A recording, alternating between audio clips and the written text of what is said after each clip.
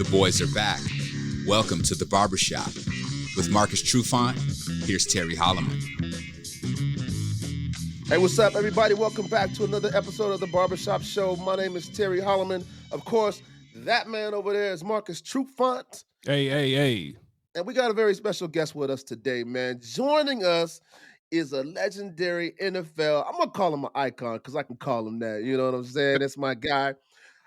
He is a Super Bowl champion, 4-time Pro Bowler. He's a member of the Cincinnati Bengals Ring of Honor.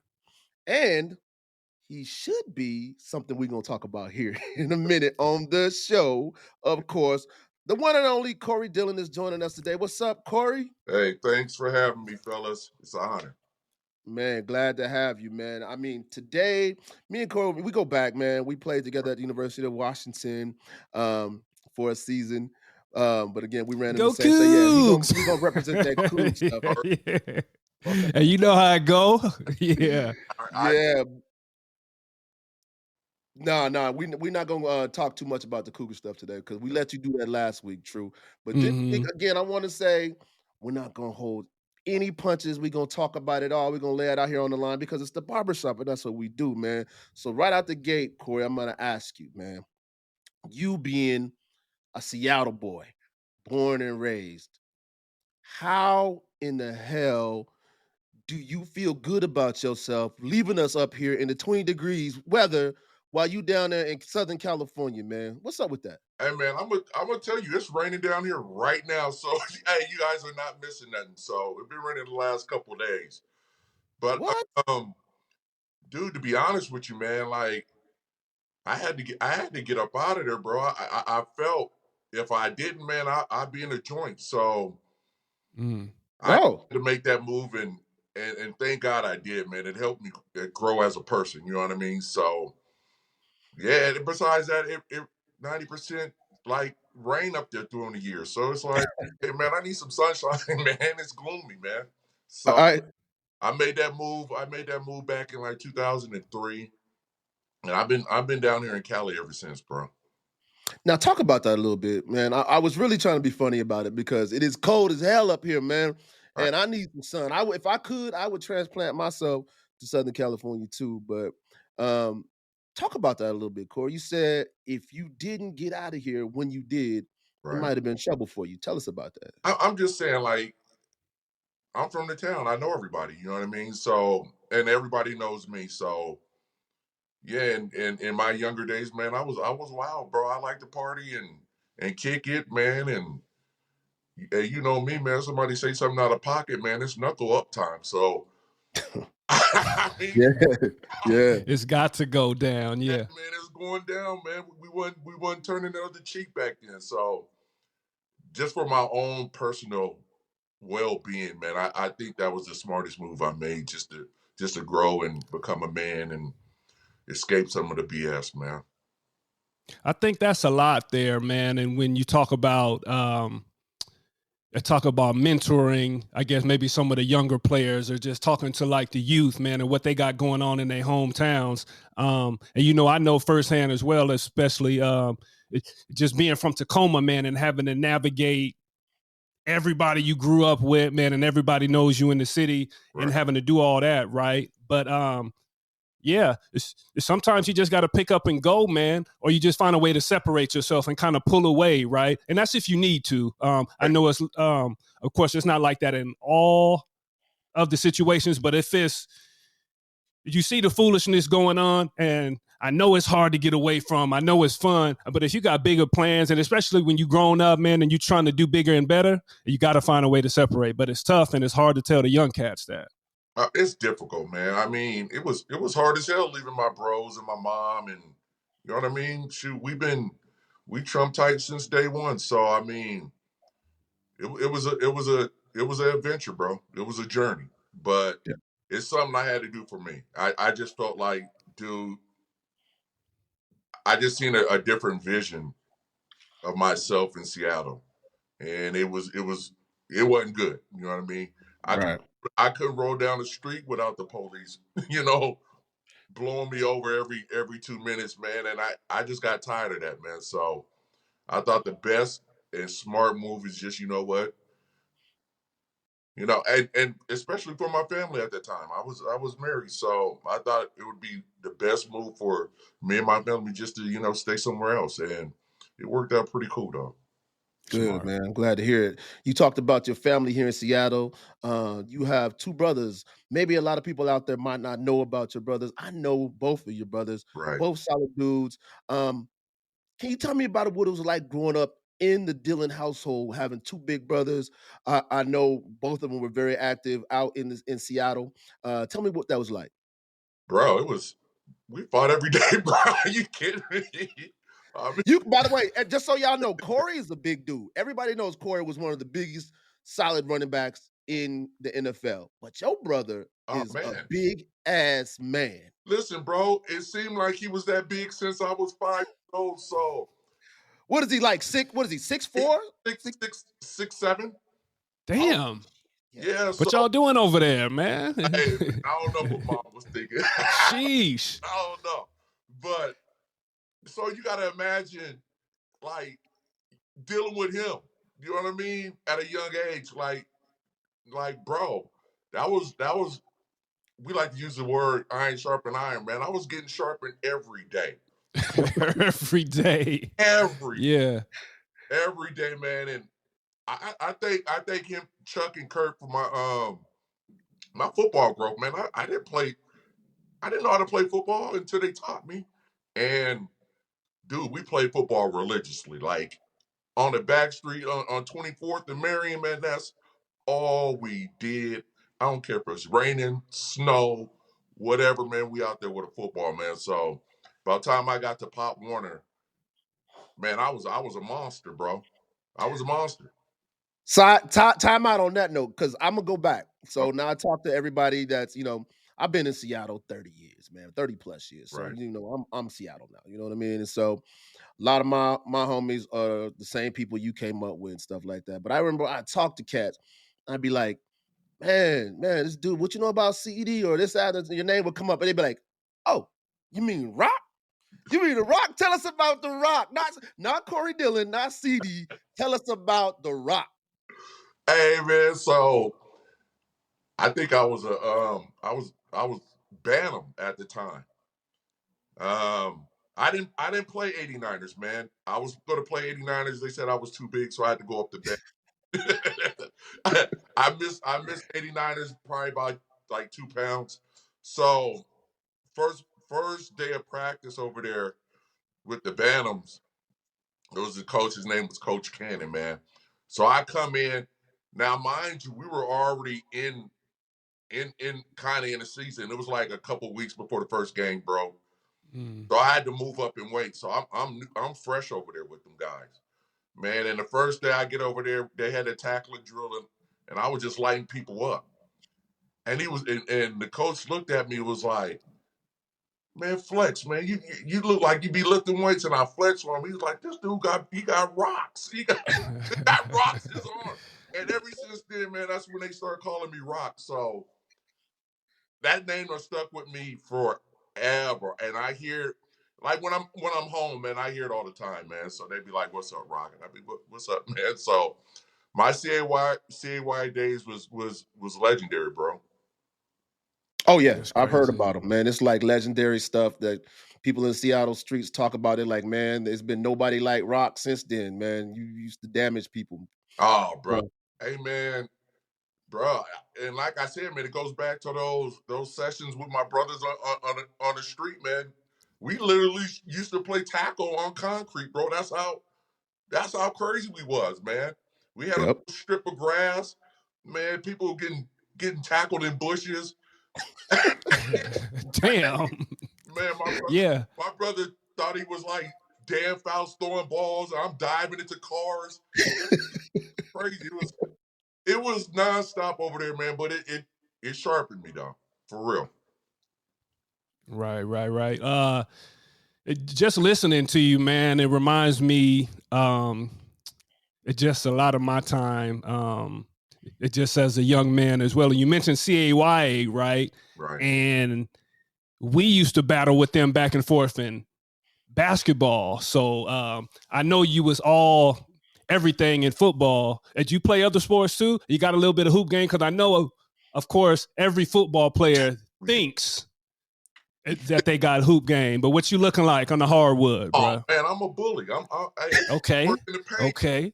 I couldn't be stopped. I'm gonna tell you this, man. I didn't like basketball till later. I was a baseball guy. So after football, I'm hopping, I'm waiting and hopping straight back into baseball. So yeah, man, I played baseball for CAY as well, man. I played for this team called the Braves, man, and man, we almost won. We was cleaning it up, man. We got down to, I think, to state. We ranked like, we ended up like number 3 in the state. So okay.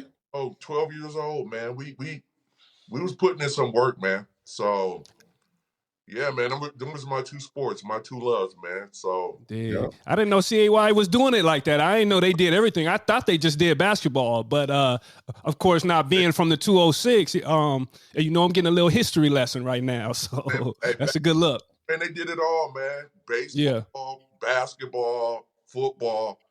So yeah, it was. I know they used to beat our head in, man. It was tough on us, baby. We used to be. Definitely get little brothered by CAY on the hoop court. So nah, man, it was cool, man. It kept me out of the BS, man. So yeah, which was good, man, because I seen a lot of cats that, dude, I actually played football with CAY, man. Go the opposite direction, bro. So and the thing about the Central District is, man, like, dude, they call me Rock, so they know I'm into sports, bro. I ain't got time for the other stuff. So I really had no problems. You know what I mean? That's what's up. Yeah. Yep. I know. And that's how it's supposed to be. Exactly how it's supposed to be. Let's fast forward a little bit past CAY days and let's talk about high school. You were, like I said, I moved here from Texas my senior year in high school, and oddly enough, you and I are the same year graduating out of high school. And I just used to always hear these legendary stories about Corey in high school. Tell me about your path in high school. I know you ran to some hills that you had to overcome, but let's talk about it a little bit. Well, I mean, I graduated in '93, bro, and got selected by the Padres in baseball. So I was going that route at first. They wanted to stick me in some farm league, and I'm like, dog, I got to think about this, man, because like you could get stuck down there forever, bro, and never get your shot. So what I ended up doing was I actually sat out that whole year of '93, '94, bro, and I was at home. So this is so a homeboy of mine was sending some film to a JC. I didn't even know. I didn't ask him to do it. He just sent it down there and whatever. And showing up. But before you finish, Corey, I'm sorry to interrupt you. I just want to put a pin in this. So at this point, you've done a senior year of football. Yes. I know you're getting recruited by everybody, in the world. Everybody. And you just said, nah, I'm cool. I'm gonna go play baseball. Man, hey, bro. That was yeah. I was like, nah, because to me, I'm thinking like, I didn't know the roles were reversed. Like, to me, football is natural. I could wake up and play that like it's nothing. But when I was actually going through the training with these guys, they try to change everything about your whole style of batting and all this. And I'm just looking at them like, bro, this ain't what got me here. You know what I mean? So I was just thinking like, dog, this is going to be a long, hard journey if I'm going to keep going down this route. Now, in hindsight, man, my black ass should have stuck with it and wrote it out and did what he told me to do. Yes. It's longevity in that. But the bag is big over there. Yeah. The bag is large, man, but that stubbornness in me was like, man, bump this, man. I could just go back and play football and see where that takes me. So that's where I sat out that whole year. Good friend of mine Sean Williams, he sent in a tape that I didn't even know. I didn't even know he sent it in. And it came right on time because, man, I'm at home and my mom is tripping like, boy, you better get the hell out of my house. You know what I mean? I'm tired of you laying around here on my couch, eating up everything. Like, you got to go. Yeah. So he sent this tape to Garden City, Kansas, right? And actually, he was actually doing it for one of my teammates I played with in high school. And they seen the film on me and was like, where's this dude at, right? So I ended up going down to Garden City, man, and I played offense and defense down there, bro. So it was like, it was nothing. It was like, I'm back. Same thing in high school. Went down there and was pretty productive, man. Went over 1,000, had a couple picks, and was doing my thing. And today was like, hey, man, we got to get you out of here. You crazy. You causing too much commotion down here. And actually, from there, man, I transferred over into Dixie in Utah with good coach of mine, Coach Croshaw. And man, and went for like 1,800 yards, 20-some touchdowns, and that was it. And now the whole story about the UW, this is where the UW come in at the equation. So Dick Beard was recruiting me out of high school. And I don't know if that's tampering now. I don't know. I don't know nowadays. Hey, but I tell you what, man, he's cool as hell, man. And he I don't care what it was. He would always call me, bro. Like, and sometimes I thought he was fucked up. Sometimes, like, coach, because he was. He was. Make no mistake. In like a drunk ass way, like Coach Barrett like to have a little sip. I'm not mad at that. I love a coach that keep it real. I'm not mad at that.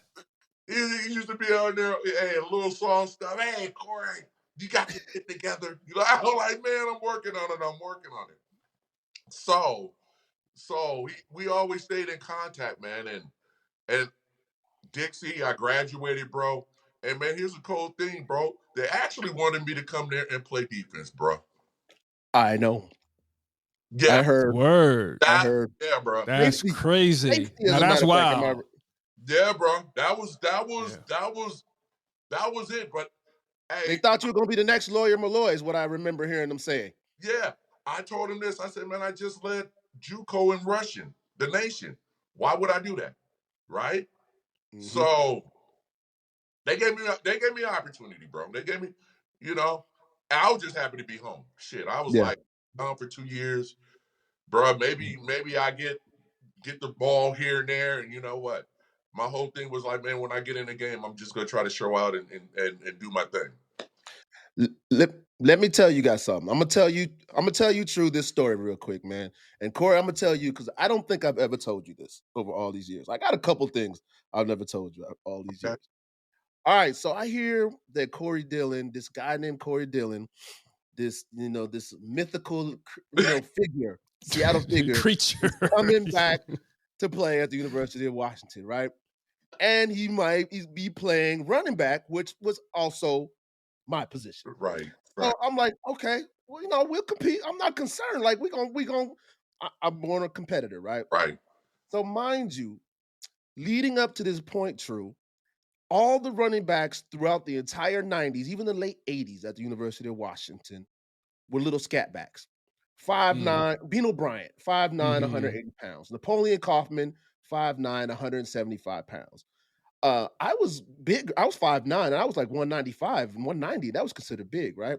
So what they used to do, I'm learning from these older cats.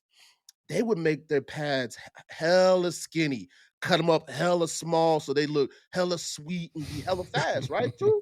Pull their pants up over their knees, be out there doing this shit. You know what I'm saying? And so I kind of developed that because I'm learning from the older dudes, right? In comes Corey Dillon on day one. This ninja, he putting in extra knee pads and shit. He got big hip pads on and shit. I remember I'm looking like, what is this dude doing, man? He not gonna fit in, man. He not gonna make it, man. He got extra elbow pads on and shit. And so I like all of it. I love it. I love it. I love it. I don't know what this is gonna happen until we get out on that field, and then I figured out what was gonna happen. This dude was going to war like a medieval soldier. He just piling through people, and I was like, I get it. A throwback for real. A throwback, man. And and didn't care what it looked like, right? And I could dig it, man. I dig that. You go out there, do your thing. It ain't always about being cute, see. Oh, I know. You and number 45 at cornerback. I was the stankiest, nastiest number you could get, man. And they did that to me because they didn't think I was going to play. So, you know, in my mind, I was like, okay, I'm going to take this number 45 and I'm going to make it look like something. And that's what I did, man. It wasn't like, of course, I'm not going to cry over it. I'm not going to try to change the number. I did change my number when I got to the league, of course, though. But, man, I rolled with that 4-5 and that was my thing, man. I'm going to make it look cute. And I was nasty, too. And I was a corner. So you think the running backs be trying to be cute. And, you know, the DBs be coming in there trying to look like something. But I was out there staying with the extra. R&B singers. Y'all be out there trying to look like Chris Brown and shit. Yeah. I could dig it, though. I like the nasty work, man. And you go out there and you go to work, man. I could dig it. See that? Yeah, man. I was blue collar, brother. Hey, give me all my pads, bro. And, bro, I swear I had some lineman shoulder pads as well. Damn. Man, I said, hey, bro, I was like, bump it, bro. It became like it was your thing and you owned it, man. And I came to love it. Like to this day, we've had the legendary Apple Cup that we played in, true. Yes. And if anybody ever goes back to watch that game, it was so damn cold. Like the coldest I could ever remember. But again, something that Corey will own forever. Forever. If you go back and watch that game, my man had on a puffy silver coat up under his pads. It was puffy, like he was going. It looked like for real, like puffy, like not the North Face or the bubble. A bubble underneath the pads. Come on, bro. Hey, brother. Come on. And you know what happened? It was actually, I think it was like one of them that I had on under the uniform. And what happened was, man, I got dehydrated wearing that damn thing. I didn't know that. Yeah, that's what happened, bro. Hey, man, my calf caught a cramp, bro, and I was like, I can't run. I ain't going back in there, bro. I remember that part. That's a story, bro. I was like, nah.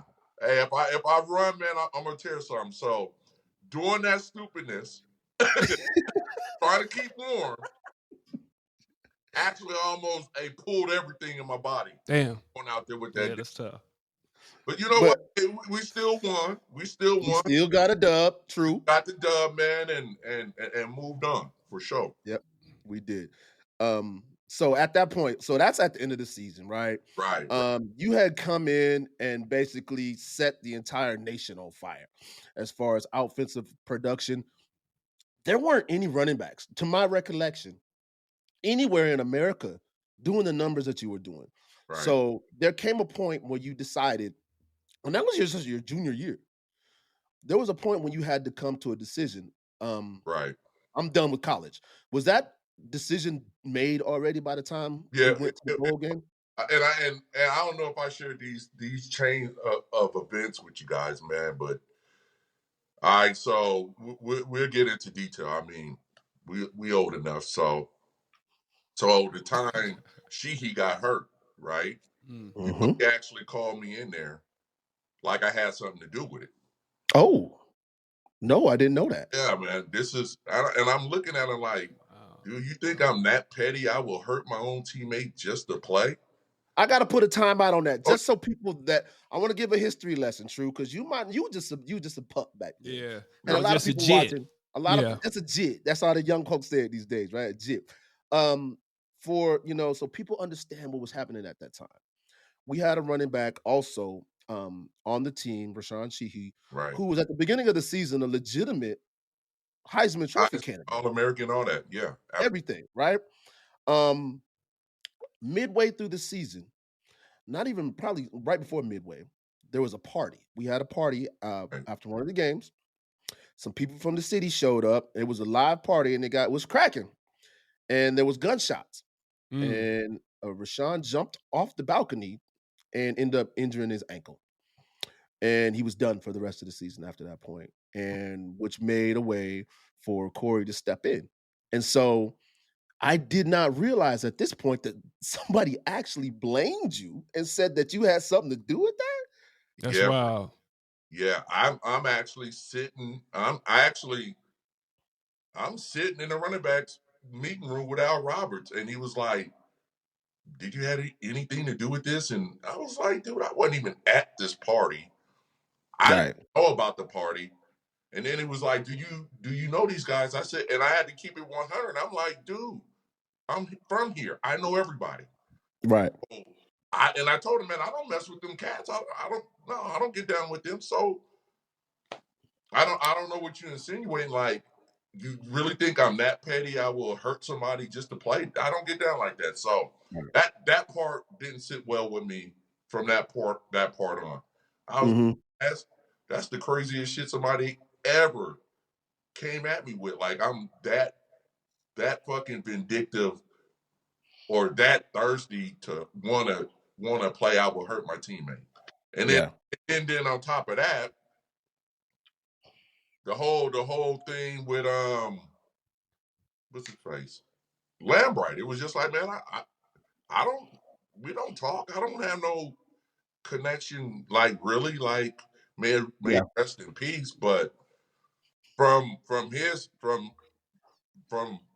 listening over the last decade and just gathering information, he was like, towards me, was like, really, hey, I don't think when I came in, he thought I wanted to start or play anyway. You know what I mean? So all that played a role in me. It was just like, you know what, man, if I ball out, man, and have some good enough film, man, I'm out of here. I take my chances somewhere else. So by the blessings of God, man, and I showed out, man, and did pretty good, man. And I was like, man, there was no way in hell Terry was coming back. No way. Really? No way. Regardless of the situation, regardless if they came back and said, this is your show, nothing. No. I felt so like, just after the chain events, I was just like, nah, maybe this ain't it for me, brother. Let me move on to bigger and better things. And at the end of the day, man, that was my ultimate goal, man, going to the league. Like, who's gonna stop you from you got a chance to? Like, bro, I'm like, man, deuces. I'm up out of here. Real talk. Yep. Right. Yep. And I know, true, and I know you've seen it. I know I've seen it, and of course you've seen it. Guys that have had, incredible seasons like junior year, sophomore season, and come back, and it all goes to shit. Yeah. I thought about that too. I was like, man, hey, you know that Too Short song, "Getting While the Getting's Good"? That's Can't understand getting there. Yeah. I don't know the words, but I fool with it. Yeah. For sure. Yeah. So okay. So you move on, you get drafted, right? You're going to Cincinnati. You spent a number of years in Cincinnati. Evan, bro. So right out the gate, though, just again to refresh everybody's memory out there, you came in as a rookie and you were not playing no games starting year one. You broke Jim Brown's rookie records. Now, Jim Brown to me is he's the godfather.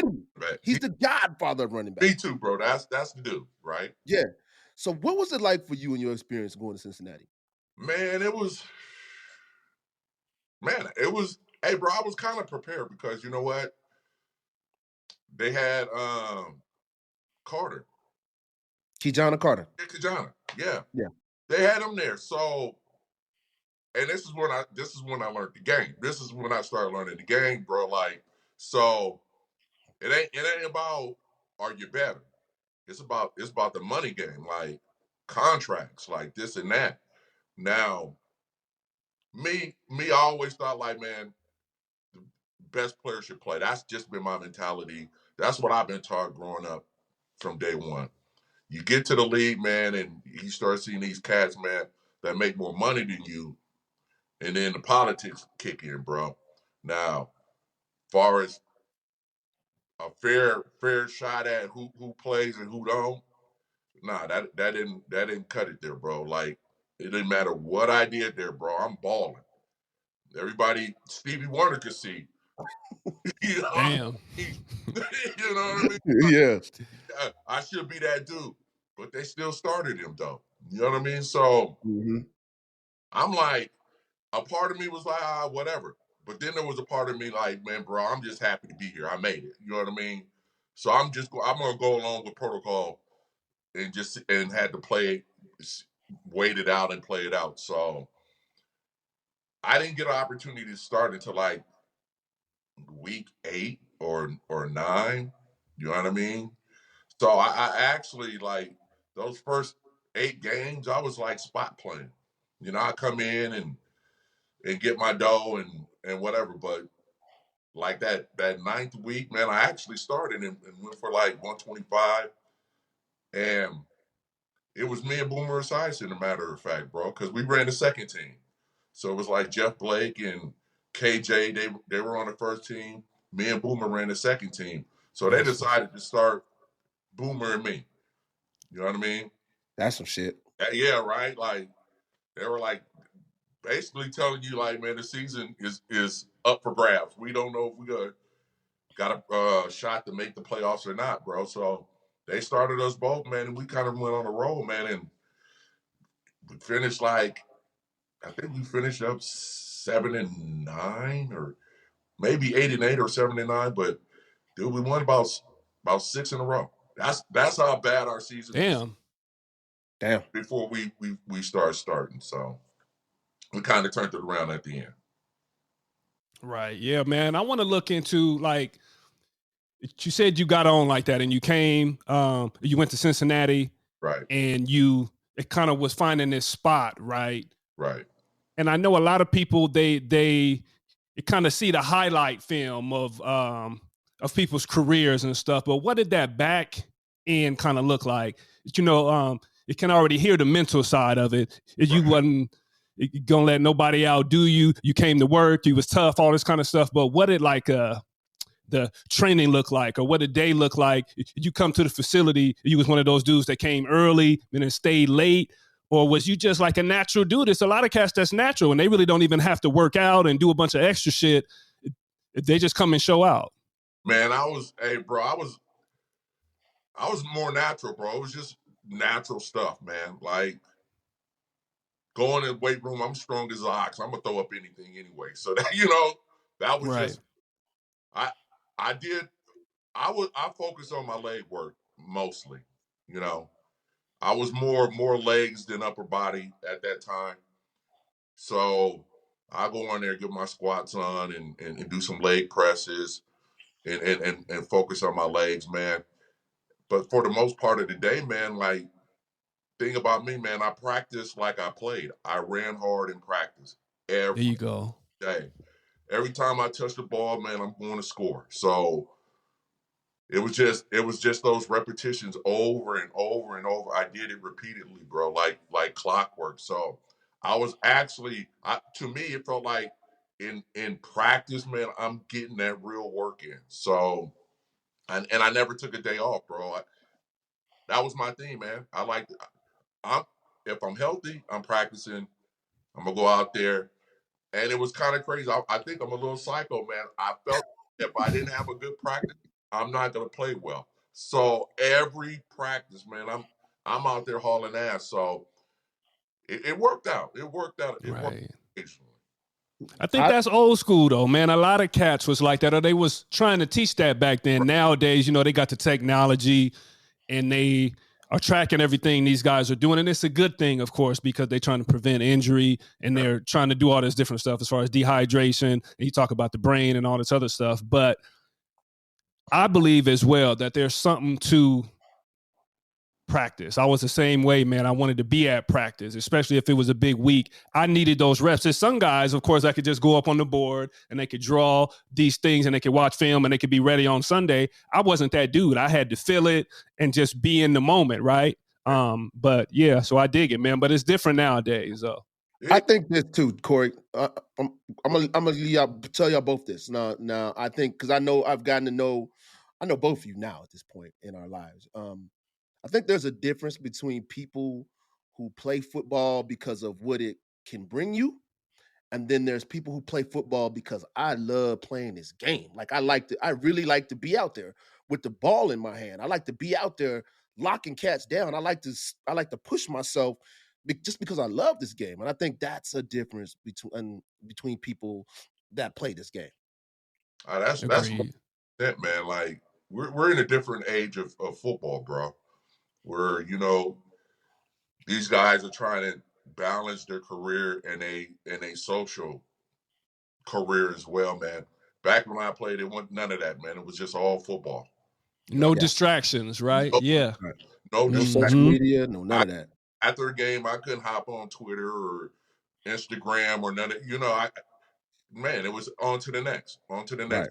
So it's a different type of football culture. Which what, no knock on these new guys, man. Get your bag, man. Right. I'm watching you guys. I support you. I'm always for the players. But it was just a little bit different back then when we played, bro. It was just like, hey, bro, we're all football all day, 24/7. There's no other outlet for us to go and venture into. So yeah. It's just all era of football. We're era of football, and this is how it goes. So I look at all the stuff these young guys have today, and I call it the blessing and the curse. You know what I'm saying? It's a blessing. They're getting opportunities that previous generations didn't get in order to branch out. But does that limit their full potential on the field? You never know. I mean, who are we to say, right? We old people. I want to talk to you about this though, since we're talking about this new generation. Right. A lot of guys, when they get done with football, they shut it all the way off. They don't want to watch it. They don't want to know about it. People always like, "Do you want to go coach?" And they'll be like, "Hell no, I don't want nothing to do with it. I don't want nothing to do with it." Right. Do you watch? Are you a football fan now? You know what? I gradually came back to it, bro.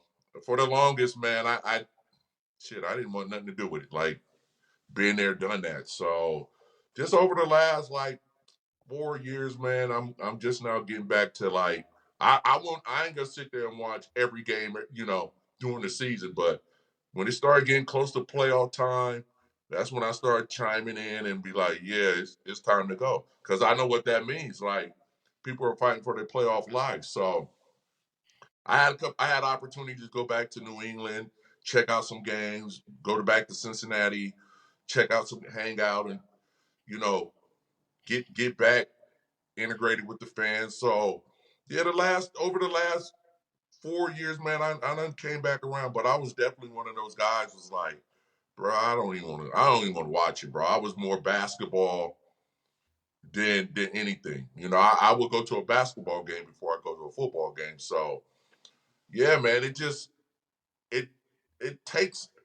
sucks the energy out of you sometimes, man. You gotta reboot. Yeah. You know what I mean? Get that. Yeah, I get that 100%. About 20 years to reboot, but right. Yep. And sometime, man. I'll come back. And I know a lot of cats I know, and even for myself, man, you kind of got to go through this kind of like a mourning process, right? Yeah. Or you just need a break, man. It's so much all the time, and you've been doing it since you was a little boy, right? So to just be able to sit back, man, and let your hair down and not even be able to, or just not have to think about ball and what you got to do. Right. It's a good thing, man. Like you said, you can reboot and you can just put your energy into other things, man, and just be able to shut that part of your life off and just chill. And I know for some guys, it's hard to do that though, right? They're just really ingrained into the game. It's everything they're about. They really don't have an identity there outside of the game. So it's real tough for a lot of guys. I know a lot of guys that's been through, of course, the ups and downs on the mental side, but to be able to just breathe, man, be about your family, man, be about yourself and not have to worry about the ball, man. I totally get it. 100%. Man, I would, my advice for those cats that's maybe going through it or entering like retirement, find you a hobby, brother. For real. Yeah. Find you a hobby, bro. And just, so I got an idea. Man, and whatever it takes, however long it takes for you to find yourself again, man, stick with that, brother. Yeah. Stick with it. Great advice, man. I got an idea. I got a little bit of an idea what yours is, Corey. I know what I do. Tell us about what you do in your spare time. I think I'm Tiger Hood, bro. I'll be out there. I'll be golfing, bro. I'll be out there. That's the only game I found out I will never master. Because it challenged me to get better each time I play. And it's something I can do forever. So I got into that, man, and I just buried myself in golfing and it turned out, kind of lifted my spirits, man, and re-energized me because I go to nice golf courses, see the scenery, man. You out there having a cigar, a beer with your homeboys, man. And it just makes you feel good, bro. So I think that me having that hobby of playing golf kind of got me through some dark times, you know what, in retirement. So yeah, man, you got to have a hobby. Definitely, bro. True. Did you ever pick up the sticks, man? I don't remember. I've picked up the sticks, man, and I was about to ask Corey because I'm like, man, in my group and my homeboys, I'm like on the bottom tier, man, because they golf, and I got 5 kids. It's hard for me to get to the course. So, Right. and I got some gear, I got some hats and stuff. I can look like something, but I'm trash on the court, man. I am trash. Yeah. Hats, I got the gloves, my clubs is all right, but I was gonna ask out your back pocket, True? Like I do all that. Yeah, I do all that, man. I'm taking pictures, man. I'm posing, and don't let me sink a putt or something like that, though. Then I'm on a high for like a couple weeks or you know what I'm saying, a couple months. But Corey, where do you fit between your homeboy group as far as the golfers and the level of skill? I said I'm on the bottom tier because my dudes, they kind of really do that, right? But I'm trash, but I love it though. I'm upper middle, man. So I had the pleasure of playing with cats like Eric Dickerson and Marcus Allen and all these guys. Damn, they're scratch golfers, bro. They can play. So I was coming up, just learning the game, man, just hanging out with them, shooting the shit, man, and soaking up some game, man, and having a good time, man. I was just like, yeah, man, I picked a good hobby, man, because you interact with people, man. You gotta go meet new people. There's new challenges, like new courses. Every shot ain't the same, so it just kept my mind going, and then I was fixated. I don't know. Hey, bro, I'm just crazy like this. If I ain't good at something, I'm like, F this, man. Whatever I got to do to get good, man, I'm going to do it. So I was just infatuated on getting good at golf. And I still ain't good at this guy. That's how it be, man. Man, damn. I'm about a 10 handicap, and I've been playing that game for damn near 15, 20 years, bro. And that's how hard it is, man. But you know what? I find myself every Wednesday waking up, putting on my golf gear. Hey, got my little Grey Goose in my cup, man. When I get there, hey, man, and having a good time, man. And I love it. That I've been doing that for almost over 15, 20 years, bro. Good for you, man. That's a good deal, man. Right. Yeah. Hey, so I said at the beginning when we first started talking, I was going to talk about some stuff.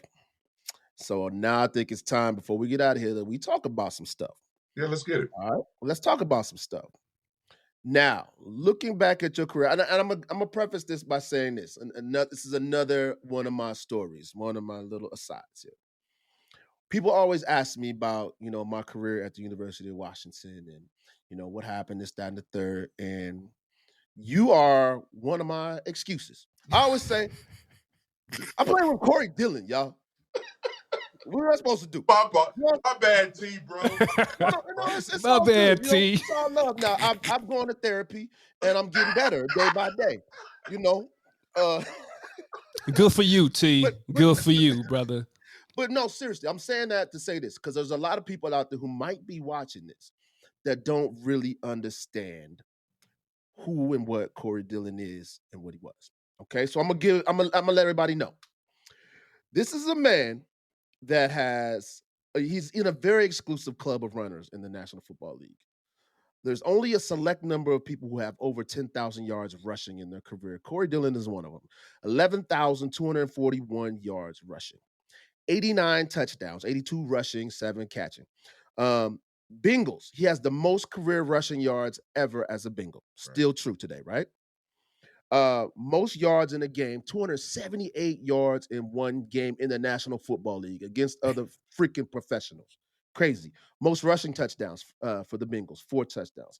Play with the Patriots for 3 seasons. Most yards in a season at 1,635 yards in one season. 4-time Pro Bowler. He's on the Patriots All 2000s team. He's on the Patriots All Dynasty team. He's on the Bengals 50th anniversary team. He's in the Bengals Ring of Honor, and he's a Super Bowl champ. Ladies and gentlemen, there are, 20 people ahead of him as far as leading rushers in the National Football League, if I'm still correct. It's 20 or 19? 19. He's number 20. Of all the people that ever ran with the football in their hand in professional football, people that I grew up admiring and dreaming to be like, he's on that list, just one spot ahead of O.J. Simpson. So here's the controversial part about that. We're looking at a man with all those accolades that is not yet in the Hall of Fame, and by anybody's measurement should be there. Corey, talk to us about that process, what it feels like for you at this point to, in real life, be snubbed. Man, it's fucked up, to be honest with you, bro, because like I said, man, we come from that old school philosophy of let your work speak for itself. You know what I mean? And I grew up like your play on the field dictate who you are as far as football, right? So you go through all that and you let your play speak for itself. And then when it's all said and done, there's somebody you may not even know telling you you're not good enough for our club. It's kind of fucked up. Yeah. Hell yeah. So, and I've been going, I mean, for example, one of my teammates, Willie Anderson, he was a finalist for the last 3 years. And they denied him again. And we're sitting here like, dude, what's the deal? Like, right. Who's making these calls? You Mm-hmm. know, and I guarantee you this, man. I think it got a lot to do with contract, TV money, these votes going to these sports writers and everybody, and their mama got a vote. And I'm pretty sure, man, if there was Hall of Famers on that committee, a lot of people be in instead of sitting outside in the cold. So mm-hmm. I think it's political. Everybody got their own agenda. It's media driven at this point. Like you gotta be who's who, you know what I mean, type thing. And I'm like, dude, I'm OG, man. I don't tap dance for nobody. That ain't what it is. So if you catch me doing all these weird things on the net, that ain't gonna work. You know what I mean? That ain't gonna work for me. And you're not gonna do no TikTok. You ain't ain't gonna do no TikTok dances for us, right? I ain't gonna be none of that. Right. Hey, none of that. Stars, None of that. None of that shit, man. Done.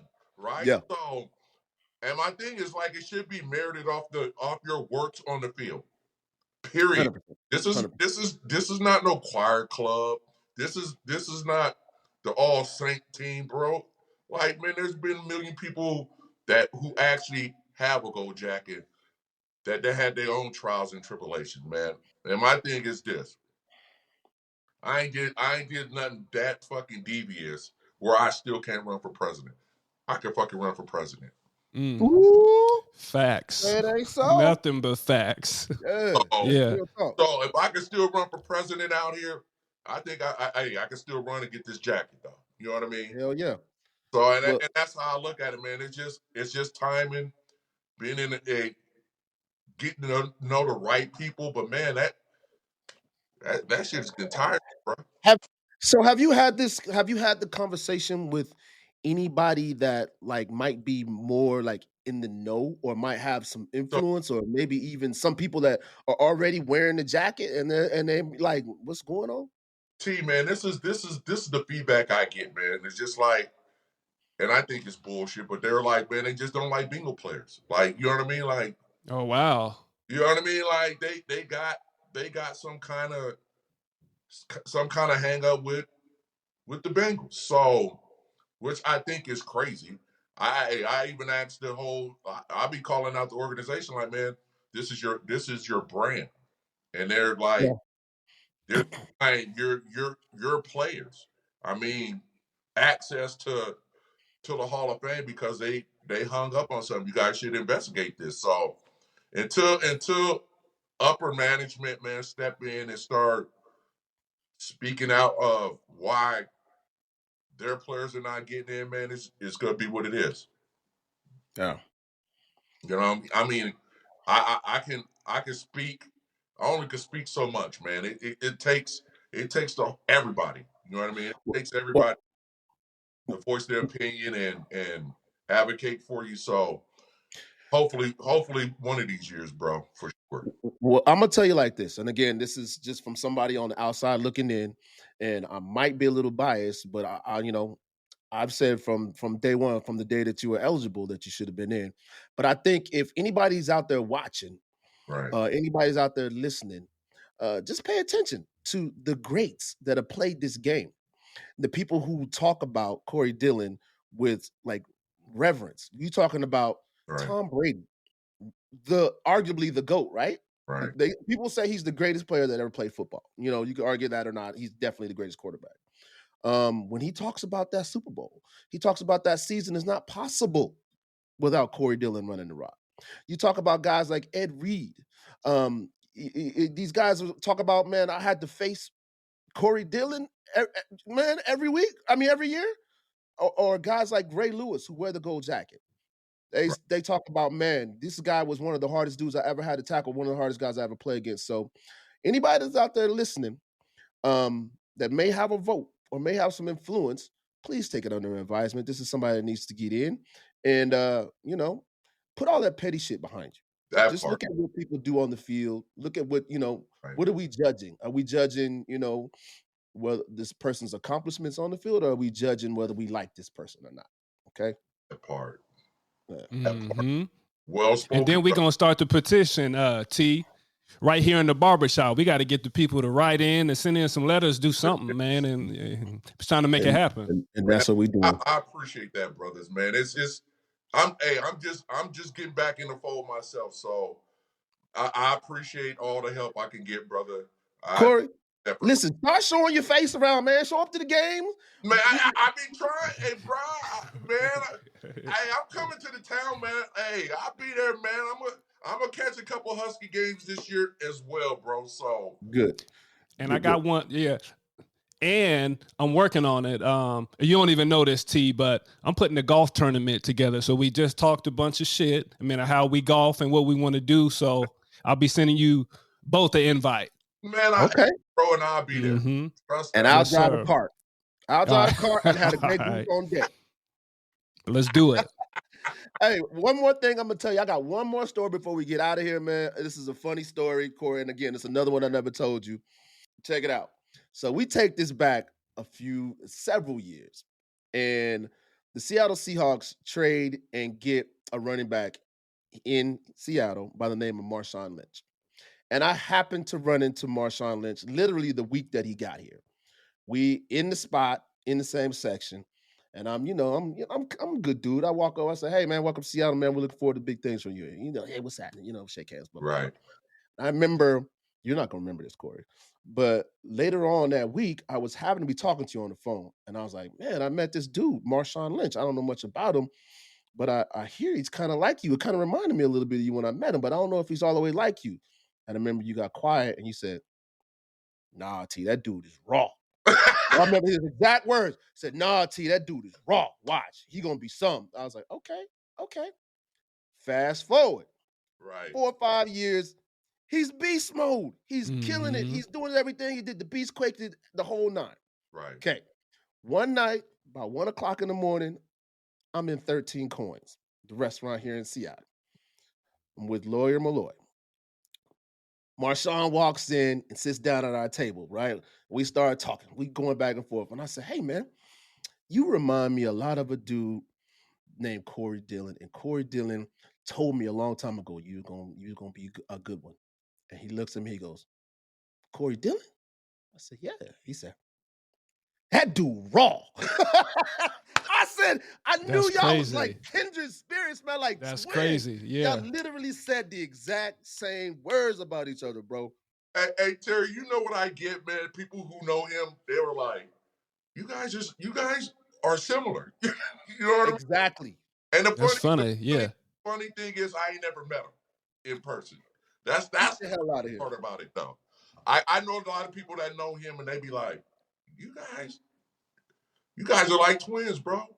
You got Twins. Got the same energy, huh? Yeah. you carry that same energy, man. Hopefully one of these times I can sit down with him, man. I ain't gonna do the Hennessy dog. He can do the yak, man. I do the clear, bro, and I do some rock or something and chop it up with him one time. And he seemed like a real cool dude, though, for sure. Yeah. Yeah, I absolutely, like I said, the similarities, the parallels are just crazy outside of the way you guys just run with reckless abandon on the field, to your attitude off the field, to y'all even listen to the same music. And I know what kind of music brother. you How I get down, brother. Yeah. Hey man, Corey, thank you for joining us here in the barbershop, man. Man, we appreciate you your time, man. We're gonna be cheering for you, trying to get you in the Hall of Fame, and we're gonna be cheering for everything you're doing, man, outside of football and moving forward in life, brother. Man, thank you, fellas, man. Thanks for having me, man. It's a true blessing. Anytime I'll come back, just let me know. We're gonna hold you to it, man. Hey, and to everybody else, make sure you follow us on social media. Make sure you like, subscribe, and share. And we're gonna catch you next time on the Barbershop.